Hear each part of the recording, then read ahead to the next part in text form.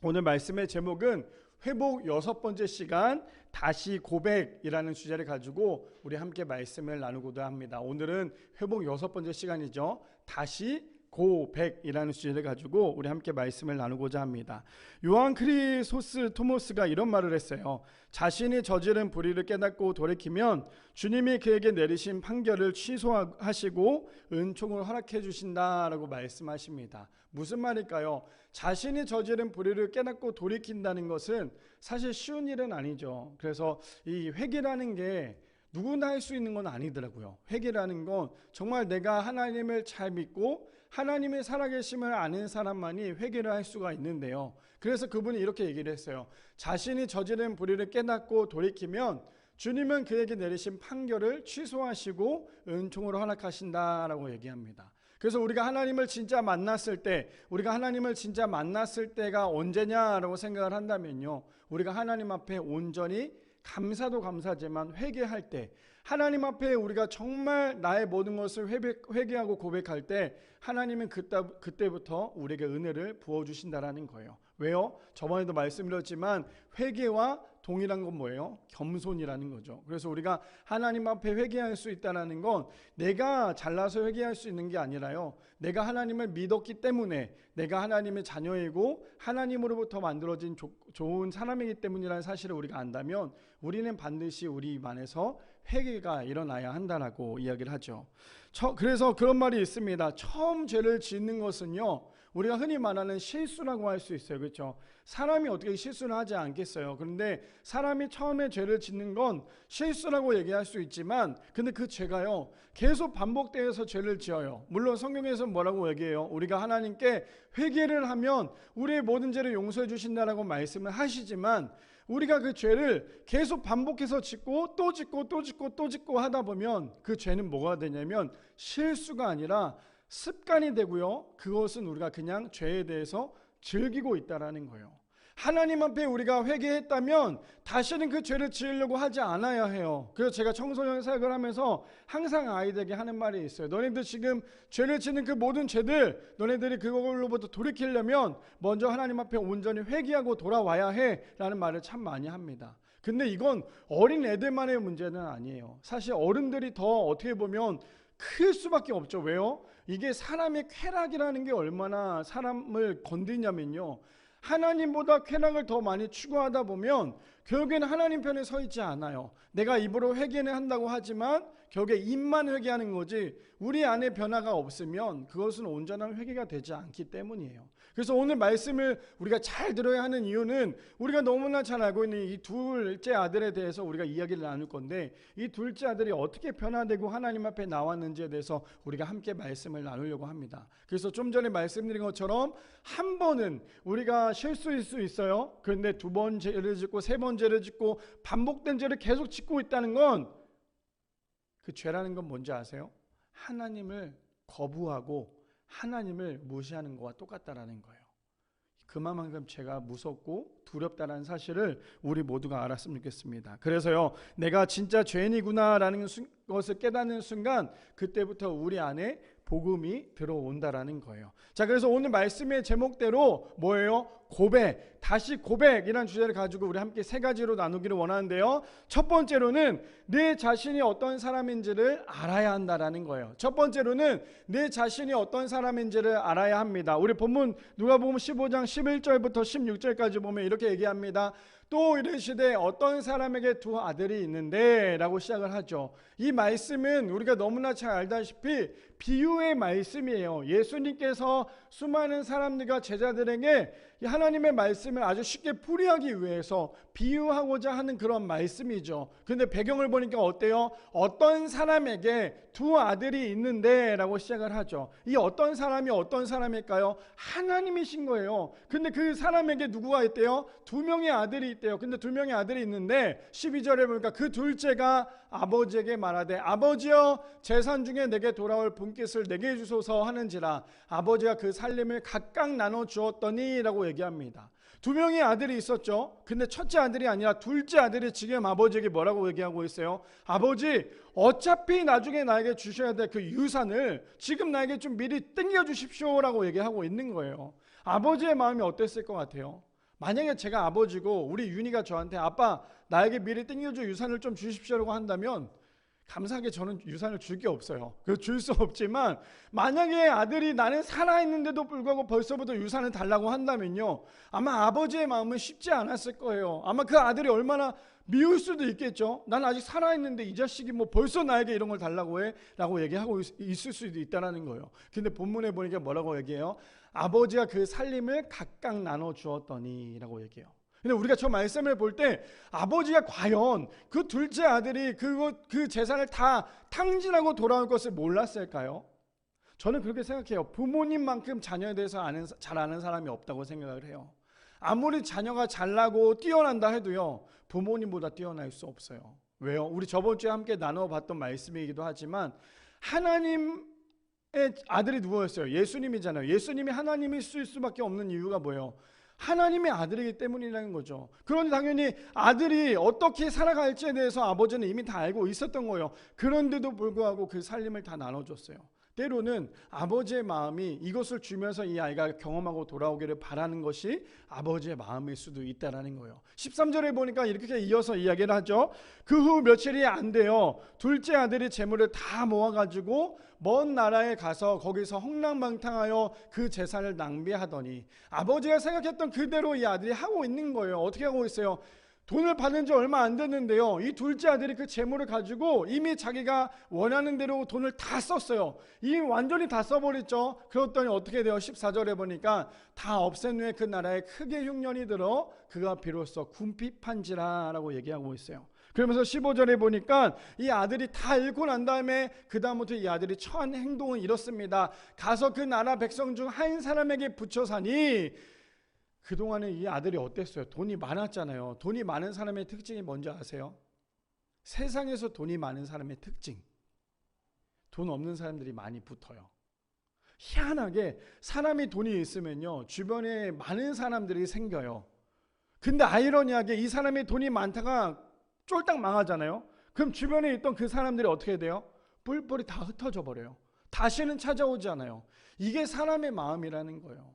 그 전까지는 이 둘째 아들이 어땠어요? 돈이 많았어요. 그러니까 사람들이 붙었어요. 근데 이 둘째 아들이 망하니까 어떻게 돼요? 본문에 보니까 그 나라 백성 중 한 사람에게 붙여 사니라고 얘기해요.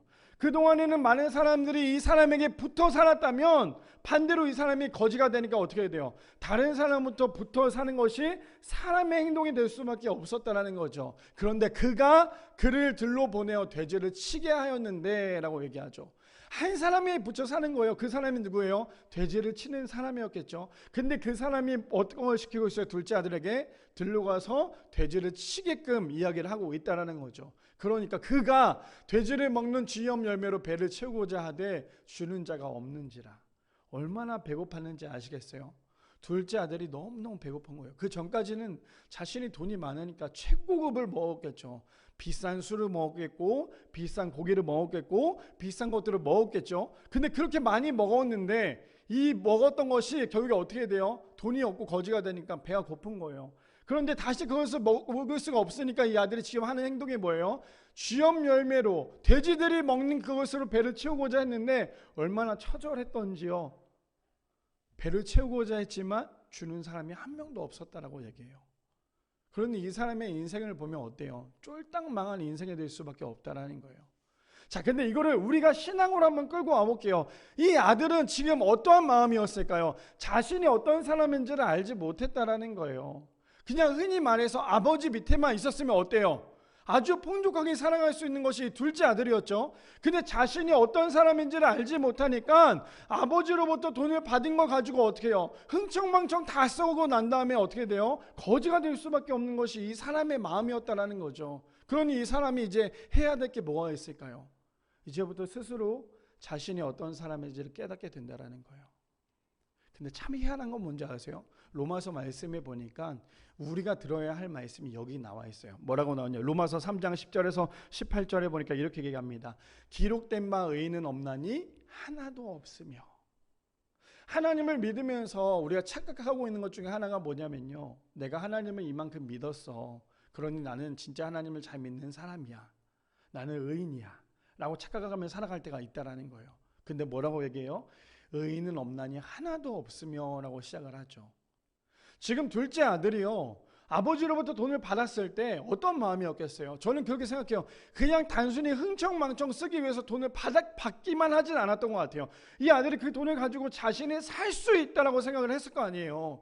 돈을 가지고 집을 나갔을 때는 내가 지금처럼 잘 살 수 있는 것처럼 내가 나가서도, 아버지의 품을 떠나서도 잘 살 수 있을 거라는 것이 이 아들의 마음 아니었을까요? 그러니까 아버지로부터 돈을 많이 받았겠죠. 근데 이 아들은 착각 속에 살고 있었던 거예요. 어떤 거예요? 지금 말씀처럼 자신이 의인인 줄 알고 있었던 거예요. 내가 이만큼 돈이 있으면, 내가 이만큼 가지고 있으면 많은 사람들도 내가 돈이 있으니까 꼬이는 것처럼 내가 이만큼 있으면 모든 사람들이 나에게 오고 내가 그 돈으로 충분히 성공할 수 있겠지라고 생각을 했겠죠. 아버지가 없어도 나는 충분히 성공할 수 있을 거라고 생각을 했던 게 이 둘째 아들이었다라는 거예요. 근데 로마서 3장 10절 말씀 처음에 시작이 뭐예요? 기록된 바 의인은 없나니 하나도 없으며요. 우리가 하나님을 믿으면서 신앙생활하면서 가장 주의해야 할 점이 저거거든요. 나는 교회를 열심히 다니고 있어. 나는 신앙생활 열심히 하고 있어. 근데 여전히 아무런 변화가 없다면 우리는 하나님을 제대로 믿는 게 아니에요. 그리고 가장 교만한 게 뭐냐면 나는 의인이야. 나는 하나님 잘 믿는 사람이야. 나는 기도도 많이 하고 찬양도 잘하고 말씀도 많이 보는 사람이야. 그렇게 해서 내가 나를 자꾸만 드러내면, 내가 나를 드러내는 순간 하나님은 그 안에 있지 않는다라는 거예요. 근데 어떻게 되냐면 11절부터 아주 우리가 잘 들어야 될 말씀이에요. 깨닫는 자도 없고 하나님을 찾는 자도 없대요. 그거에 대해서, 뭐에 대해서요? 내가 의인인지 죄인인지를 알지도 못하는 사람은 하나님을 찾지도 않는다라는 거예요. 얼마나 두려운 말씀이에요. 교회는 열심히 다니는데 하나님을 찾지 않는다는 거. 많은 사람들이 그래요. 많은 사람들이 교회를 열심히 다니는데요, 하나님을 찾지 않아요. 우리 성도님들 이번 주 한 주 동안 살면서 어디 편안하셨나요? 평강이 있었나요 혹시? 우리가 살면서 그냥 웃음만 있었나요? 걱정과 근심 없었나요? 행복했나요? 저는 이번 주 한 주 동안에 제가 얼마나 교만했는지, 제가 전화통화를 통해서 또 말씀도 드리기도 했지만 제가 이번 주 살면서 제가 그랬어요. 얼마나 제가 개척을 한지, 이제 저희가 이제 8번째 예배잖아요. 8번째 예배를 드리면서 얼마나 제 마음 가운데 조급했는지. 제가 강단에서 선포했을 때 그런 말 했잖아요. 우리 너무 처음부터 인원 많이 오길 바라지 맙시다. 우리가 잘 준비해서 사람들이 왔을 때 그것을 잘 수용할 수 있을 만큼 우리가 준비가 됩시다라고 했잖아요. 근데 제 속에 뭐가 있었냐면, 꿈틀꿈틀거렸던 게 뭐였냐면, 사람이 좀 왔으면, 사람이 좀 이 자리를 채워줬으면, 그런 마음이 너무 컸나 봐요. 저도 모르게. 왜 그랬냐면 이번 주 한 주 동안에 7일밖에 안 되는 이 7일 동안에 제가 3번이나 똑같은 꿈을 꿨어요. 어떤 꿈을 꿨는지 아세요? 내가 얼마나 교만했냐면 하나님께서 저를 깨닫게 해주시려고 3번을 똑같은 꿈을 꾸게 하셨어요. 지금 제가 사실 여기 서서 설교를 하는 것도 너무 꿈만 같아요, 저는. 근데 하나님께서 어떤 마음을 주셨냐면, 저희는 예배가 한 번밖에 없잖아요. 예배를 드리고 난 다음에 제가 집에 갔어요. 집에 갔는데 전화가 온 거예요. 우리 교회 성도님한테. 누군지는 모르겠는데 전화가 왔어요. 목사님 빨리 좀 교회로 오시라고. 어디가 계시냐고. 그래서 제가 그랬죠. 예배가 다 끝나서 집에 쉬러 갔어요 라고 말씀드렸더니 그 성도님이 저한테 뭐라고 얘기했냐면, 무슨 소리 하냐고. 지금 여기 성도님들이 앉아서 예배를 기다리고 있는데 왜 교회에 떠나 계시냐고 저한테 그렇게 얘기를 하는 거예요. 근데 그 꿈을 3번 똑같은 꿈을 꿨어요. 2부, 3부 사람이 가득 차 있는데 저는 이 자리에 서 있지도 않고, 서 있지 않을 뿐만 아니라 교회를 떠나 있었어요. 제가 그거를 3번을 똑같은 꿈을 꾸면서 처음에는 어떤 마음이었냐면, 하나님께서 우리 교회 가운데 부흥을 주시려고 하나보다. 기분이 너무 좋은 거예요. 그런가 보다. 2번째 또 꿈을 꿨어요. 그렇구나. 부흥을 주시긴 하려고 하나보다. 그래, 우리 교회는 희망이 있구나. 3번째 딱 꿈을 꿨을 때, 제가 딱 꿈꾸자마자 아침에 눈을 떴을 때 뭐인 줄 아세요? 회개부터 나왔어요. 제가 어떤 걸 깨달았냐면, 첫 번째 부흥을 주시는구나에 대해서 저의 착각이었어요. 2번째 그래도 부흥을 주시려고 하는구나에 대해서 저의 착각이었어요. 3번째 저에게 똑같은 메시지가 뭐였냐면, 네가 준비가 안 돼 있잖아. 그 마음을 너무 크게 주시는 거예요. 그냥 나는 단순히 또 그렇게 생각을 했던 거예요. 목적 없이 인원만 많이 불어났으면, 이게 저도 모르게 계속 있었던 것 같아요. 부흥이라는 것은 한 사람이 변화되어서 진짜 부흥이라고 얘기했는데, 제 마음속에는 부흥이 인원이 가득 차는 것이 저에겐 부흥이었었나 봐요. 그래서 그것 때문에 하나님께서 3번이라는 시간을 똑같은, 그래서 사실 저는 이번 한 주 동안에 얼마나 저에게 번아웃이 왔냐면, 목회가 뭔가 변화가 되지 않네. 겨우 8주밖에 안 돼. 이제 신생아 교회인데도 불구하고 저희 열정은 너무 뜨거웠나 봐요. 근데 그 뜨거운 게 하나님보다 자꾸만 내가 앞서다 보니까요, 자꾸만 그런 꿈을 꾸게 하더라는 거예요. 그래서 결론이 뭐였어요? 내가 준비가 되어 있지 않는 상태에서 인원만 분다는 건 그건 올바른 교회가 아니구나. 다시 하나님께서 깨닫게 하셨다라는 거예요. 무슨 말이냐? 우리가 교회를 열심히 다닌다고 해서, 저도 목회를 열심히 한다고 해서, 앞에서 설교를 열심히 한다고 해서, 그것도 중요하지만 더 중요한 건 뭐냐면요, 오늘 본문 11절에 뭐라고 얘기해요? 깨닫는 자도 없고 하나님을 찾는 자도 없대요. 교회를 다니면서 신앙생활을 하면서 깨닫지도 않고 하나님을 찾지 않는다는 건 진짜 신앙인이 아니고요, 진짜 교회를 다니는 사람이 아니라는 거예요. 그래서 12절에 뭐라 그래요? 다 치우쳐 함께 무익하게 되고 선을 행하는 자가 없나니 하나도 없도다. 저기 있는 말씀이요, 그냥 기록되어 있는 말씀이 아니라 지금 여기 앉아 계신 우리 성도님들, 그리고 저에게 주는 말씀이에요. 잘 새겨 들어야 돼요. 왜요? 우리가 자꾸만 저 말씀 가운데 반대로만 살려고 해요. 나는 괜찮을 거야. 나는 이만큼이면 되겠지. 하나님 나 이만큼인데, 하나님 나 불쌍하잖아요. 나 이 정도인데 불쌍하잖아요. 하나님 날 좀 불쌍히 봐주셔야죠. 우리가 가장 어린 신앙이 뭔지 아세요? 나 불쌍하잖아요. 불쌍한 신앙이에요. 하나님 앞에 불쌍하다고만 얘기할 게 아니라요, 하나님 앞에 가까이 가야죠. 그거 아세요? 세상을 등지고 세상을 멀리하면 하나님 앞에 가까워질 수 있어요. 근데 세상이 너무 좋고 세상 속에 들어가서 세상을 너무 사랑하면 하나님과 멀어질 수밖에 없어요. 그렇다고 해서 우리 교회 다니는 우리 하나님을 믿는 사람들이 세상을 아예 배제하라가 아니라 우리는 세상 안에 들어가서 전도를 해야죠. 제가 좀 전에 강단 위에 올라오기 전에 책을 한 권 봤는데, 책에 그런 내용이 있었어요. 진짜 교회의 상을 받는 방법은 뭐냐면, 믿는 사람들이 많이 와서, 성도들이 아니라 우리가 흔히 말하는 수평이동이죠. 수평이동, 믿는 사람, 다른 교회에 다니는 사람들이 우리 교회에 와서 예배드린 거에 대해서 부흥이다, 우리는 부흥됐다라고 해서 기뻐하고 즐거워하는 건 상이 없대요. 그럼 진짜 상이 뭐냐? 교회 안에 한 번도 하나님을 믿어본 적이 없는 사람, 한 번도 예수 그리스도를 자신의 주인이라고 생각하지 않았던 사람, 한 번도 교회 나오지 않았던 사람이 교회에 앉아서, 여기 앞에 앉아서 예배 드리는 거, 1000명, 10,000명이 와서 예배 드리는 것도 중요하겠지만 믿지 않는 그 한 사람이 와서 이 자리에 앉아 예배 드리는 것만큼 교회에 큰 상이 없다라고 얘기를 하더라고요. 저는 근데 그거에 대해서 우리가 이렇게 도전을 받아야 돼요. 왜 제가 자꾸 저 말씀을 드리냐면, 우리가 하나님을 믿는데, 하나님을 바라보고 교회를 다니고 있고 매주마다 하나님 전에 나왔는데 변화되지 않아요. 자꾸만 죄를 지어요. 자꾸만 똑같은 죄를 지어요.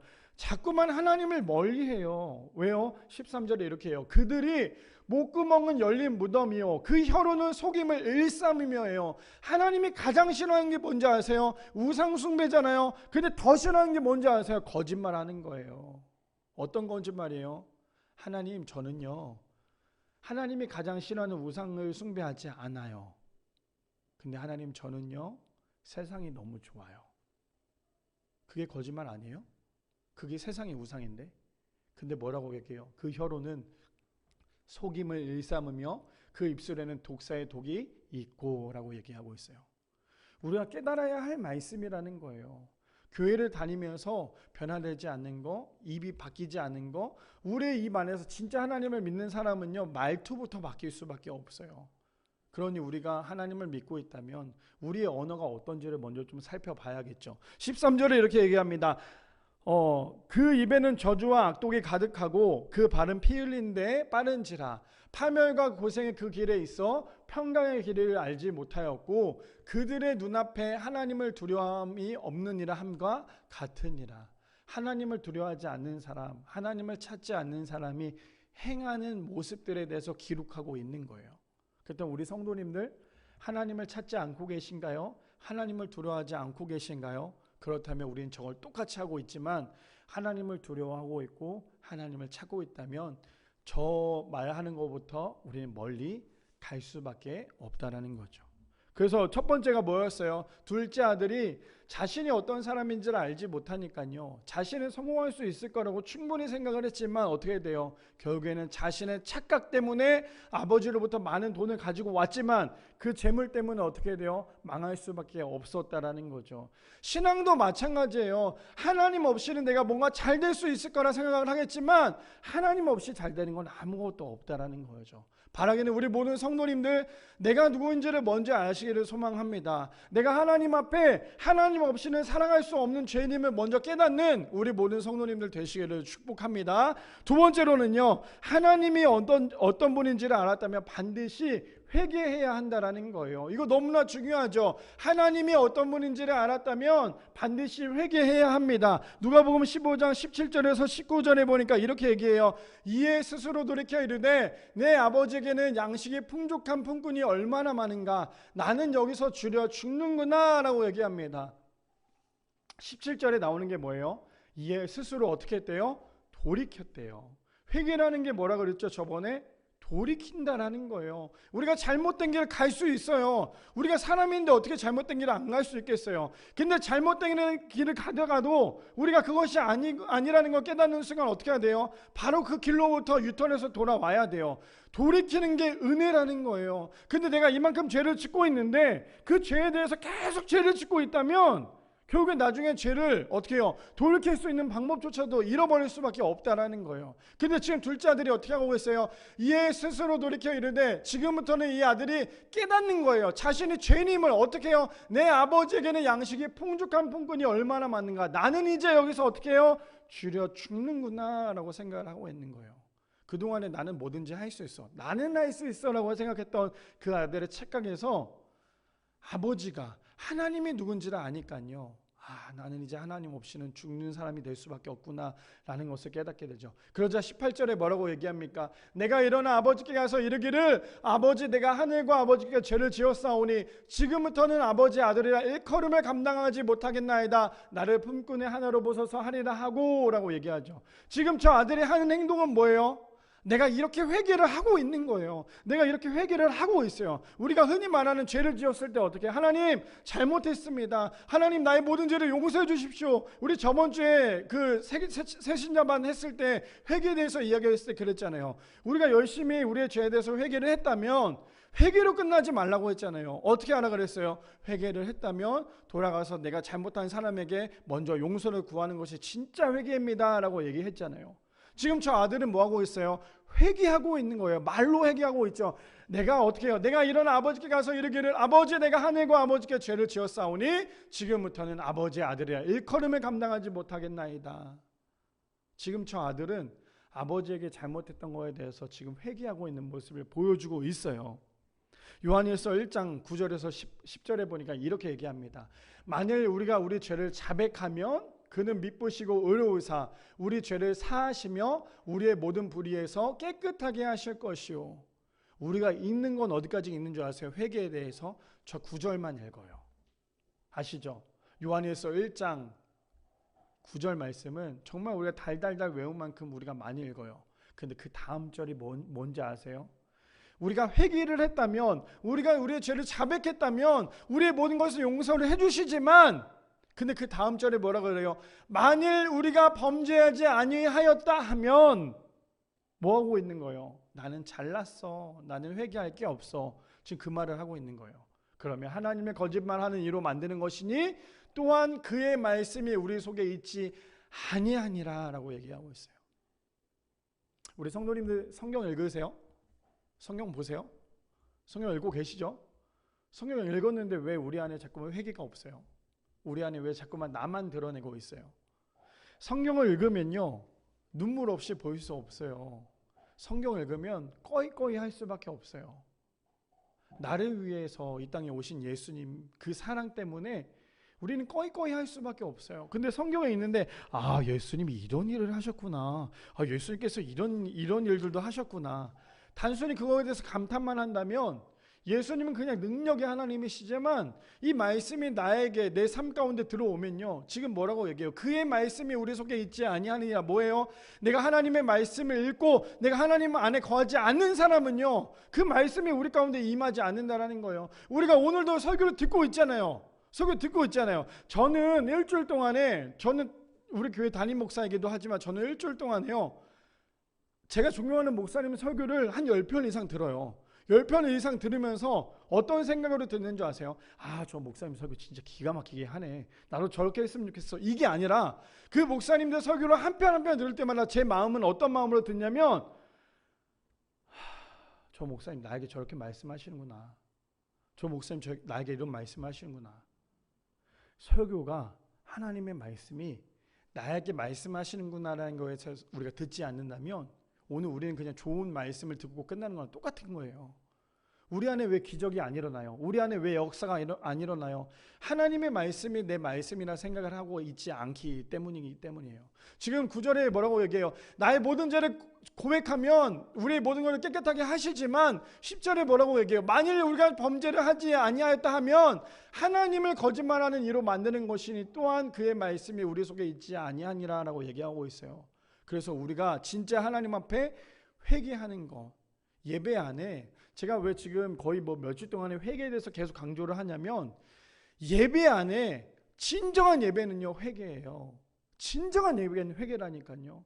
감사도 있겠죠. 근데 진정한 예배 안에는요, 회개가 반드시 있어야 하기 때문이에요.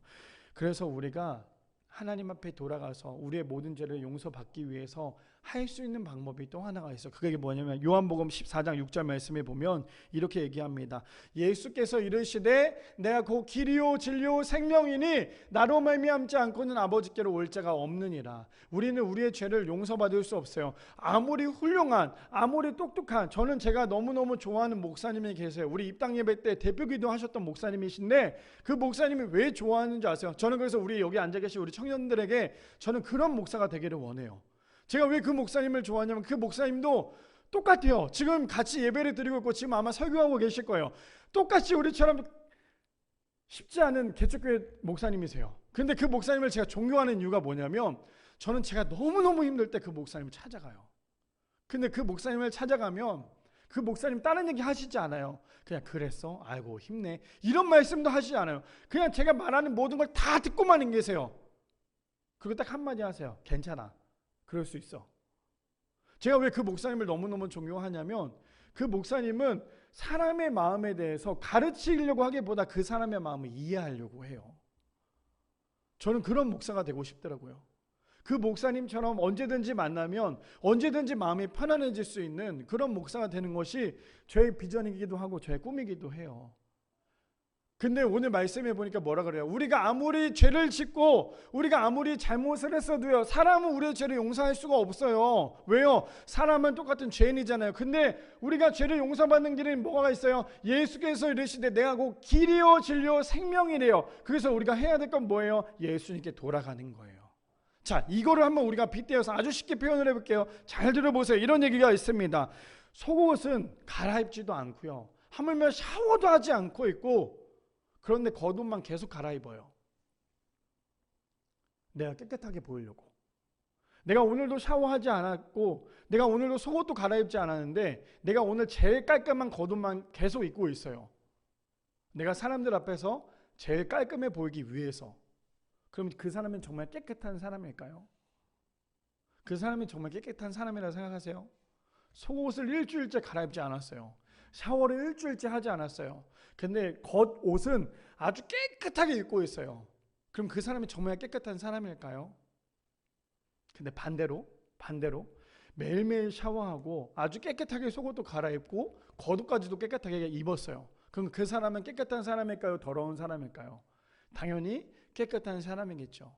제가 왜 갑자기 이런 말씀을 드리냐면 회개라는 게 이런 거예요.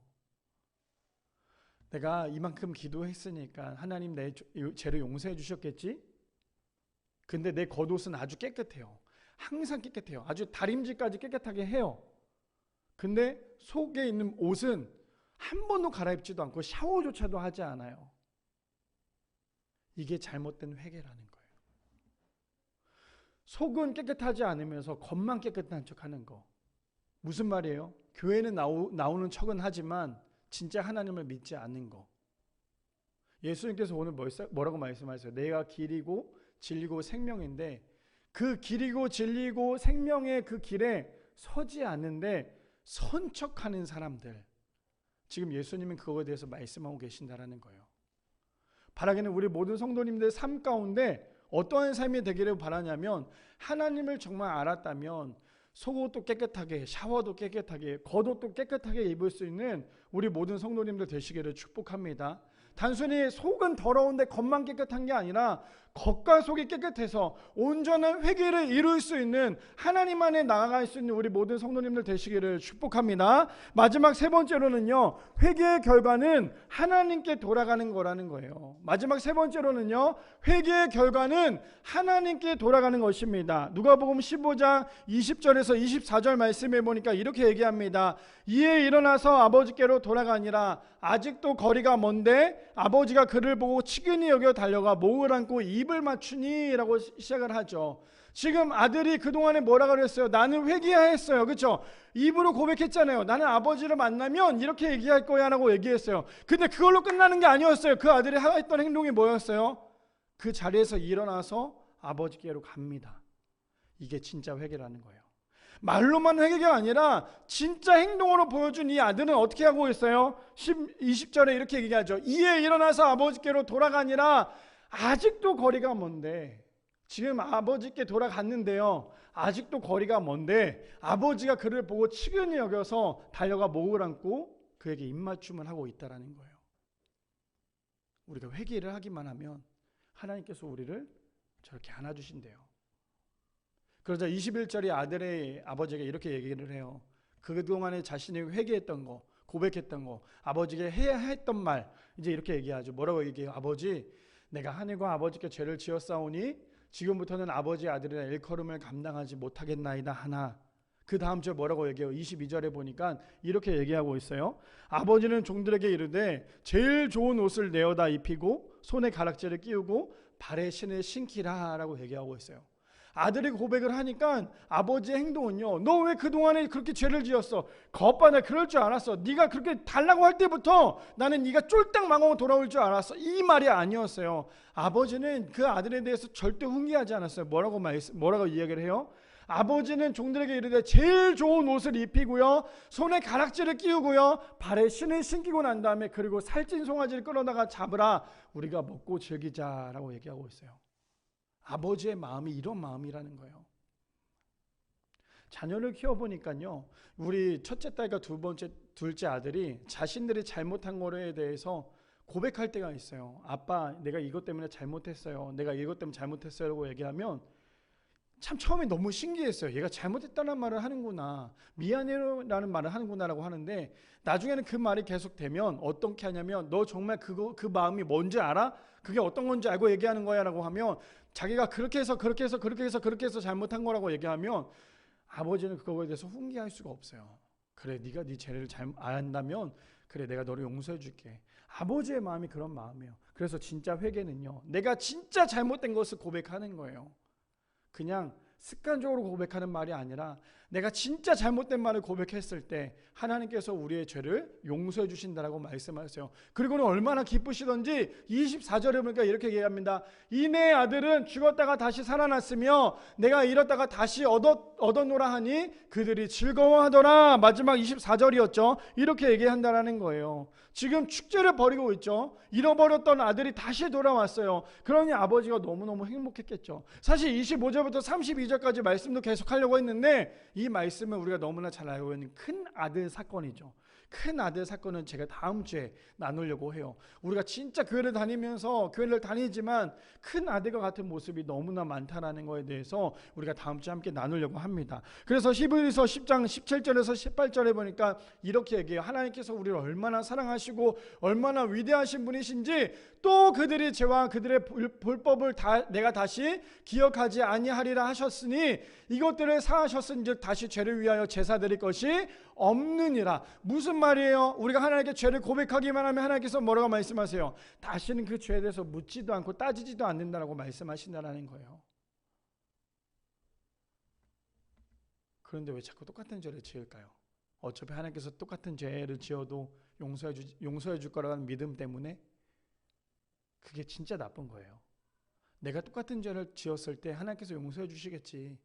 그거는 하나님을 조롱하는 것과 똑같은 거예요. 그래서 우리가 반복된 죄가 얼마나 두려운 건지를 반드시 알아야 한다라는 거죠. 갈라디아서 6장 8절에 보니까 이렇게 말씀하세요. 자기 육체를 위하여 심는 자는 육체로부터 썩어질 것을 거두고 성령을 위하여 심는 자는 성령으로부터 영생을 거두느니라 라고 얘기합니다. 그렇다면 우리 성도님들 육체를 위해서 심고 계십니까? 아니면 성령을 위해서 심고 계십니까? 오늘 아침에 우리 윤희를 챙겨서 교회를 나오는데 우리 윤희가 그렇게 얘기했어요. 윤희야 빨리 씻자 그랬더니 싫대요. 그래서 어디 가려고 저한테 물어보는 거예요. 그래서 아빠 교회 가려고 했더니 아빠 교회 안 간대요. 아주 충격적이죠. 아빠가 목사인데 아들 안 간다고 하니까. 근데 우리 유리가 뭐라고 얘기했냐면 조용히 얘기를 하는 거예요. 엄마한테 뭐라고 얘기했냐면 엄마 그러면 윤희한테 키즈 카페 간다고 얘기해. 키즈 카페 간다고 하면 윤희가 따라올 거야. 근데 진짜 윤희한테 키즈 카페 가자고 얘기를 했어요. 그때 윤희가 어떻게 해요? 너무너무 좋아하는 거예요. 제가 저거를 그래서 오늘 아침에 차에서 우리 아내에게 또 윤희에게 그런 얘기를 했어요.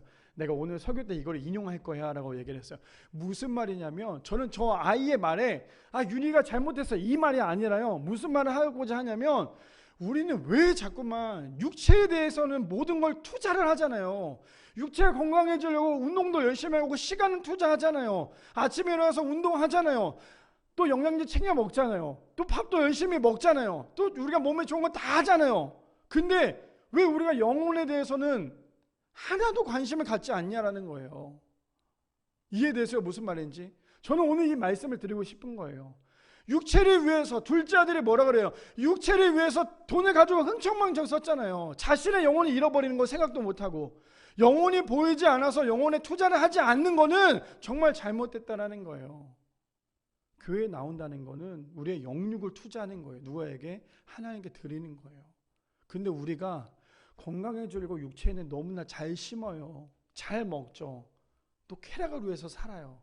친구들이랑 놀 때 되면 이 친구랑 놀 때는 너무너무 행복하니까 육체를 위해서 그 친구를 만나요. 피곤해도 만나요. 근데 아이러니하게 피곤해서 교회를 안 나오는 경우가 있어요. 피곤해서 사람을 만나는데 피곤해도 교회를 안 나와요. 그 사람이 어떤 사람인지 아세요? 육체를 위해서 심는 사람이에요. 근데 우리가 나의 육체를 위해서는 그렇게 살면서 나의 쾌락을 위해서는 그렇게 살면서 마치 하나님 아시죠? 하나님 내 마음 아실 거예요. 내가 지금 이렇게 죄를 짓는 거 하나님 아시죠? 알긴 뭘 알아요. 하나님이 그 모습을 보면 가장 화를 내실 분이 하나님이신 거예요. 하나님 아시죠라고 얘기하는 건 하나님을 조롱하는 거랑 똑같은 거예요. 죄를 짓고 있으면서. 근데 우리가 꾸준히 육체를 위해서는 심고 있어요. 나의 쾌락을 위해서. 이 정도는 괜찮을 거야. 이 정도 쾌락은 괜찮겠지. 이 정도 위로, 이 정도는 이해해 주시겠지. 근데 그게 중독이 되는 거예요. 근데 나의 영혼을 위해서 하나님께 심으면 중독돼야죠. 누구에게요? 예수 그리스도께. 그래서 육체 가운데 중독이 되는 게 아니라 예수 그리스도에 인하여서 중독될 수 있는 우리 모두가 되기를 소망합니다. 그래서 오늘 말씀이 뭐였어요? 다시 고백이에요. 다시 고백이라는 건 어떤 거예요? 영어로 말하면 고백, 다시 돌아오는 거예요. 무슨 말이에요? 우리가 하나님께 돌아가자라는 거예요. 바라기는 우리 모두 성도님들 하나님 앞에 다시 돌아가서 하나님의 은혜 가운데 살아갈 수 있는, 그래서 육체 가운데 자꾸만 심느라 둘째 아들처럼 흥청망청 살아가는 그런 인생이 아니라 하나님 내가 잘못했어요. 하나님 다시는 반복된 죄를 짓지 않을게요. 하나님 나의 죄를 용서해 주세요. 자꾸만 영을 위해서 심을 수 있는, 그래서 성령의 사람이 될 수 있는, 육의 사람이 아니라 성령의 사람이 될 수 있는 사랑하는 우리 미라리 성도님들 되시기를 축복합니다.